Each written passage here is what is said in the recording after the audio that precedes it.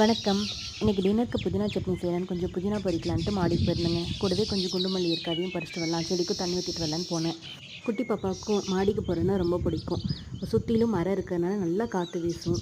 வீட்டுக்கு பக்கத்துலேயே ஒரு பனை மரம் இருக்குது. அது நிறைய குருவிகள் கூடு கட்டியிருக்கு. அந்த குருவிகளோட சத்தத்தெல்லாம் கேட்டு பாப்பா நல்லா வேடிக்கை பார்த்து சிரிப்பா. அதனால் பாப்பாவையும் எடுத்துகிட்டு போயிருந்தேன். வீட்டுக்கு பின்னாடி தென்னந்தோப்பு இருக்கிறதுனால நல்லாவே காற்று வீசும். ஈவினிங் டைம் பாப்பா மாடிக்கு எடுத்துகிட்டு போயிட்டா நல்லா என்ஜாய் பண்ணுவான். நானும் இன்னைக்கு காலையிலேருந்து மாடிக்கு வராதனால அங்கே இருந்த டேபிள் ஆரஞ்சு அப்புறம் இன்றைக்கி பூத்த பூக்கள்லாம் பார்த்துட்டு ரசிச்சுட்டு இருந்தோம். பிங்க் ரோஸ் பார்த்தப்போ கூட பாப்பா எக்ஸைட் ஆகலை. ஆனால் இந்த ரெட் ரோஸ் பார்த்தோன்னே பாப்பா எக்ஸைட் ஆகி டக்குன்னு பறிச்சுட்டான். என்ன போலவே பாப்பாவுக்கு ரெட் ரோஸ்னால் ரொம்ப பிடிச்சிருக்கு போல். பாப்பாவுக்கு இப்போ எல்லா திங்ஸும் கையில் பிடிச்சி எக்ஸ்ப்ளோர் பண்ணுற ஸ்டேஜ். அதனால் பறிச்சோடனே டக்குன்னு வாங்கி கொண்டு போயிட்டான்.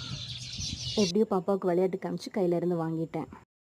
பாப்பாவை நானும் கொஞ்ச நேரம் மாடியிலே உலாத்திட்டு ஃபைனலி வந்த வேலை என்ன, செடிக்கெலாம் தண்ணி ஊற்றிட்டு குண்டு மல்லி பறிச்சுட்டு புதினாவும் பறிச்சுட்டு குருவிங்களுக்கெல்லாம் டாட்டா பை பை சொல்லிட்டு கீழே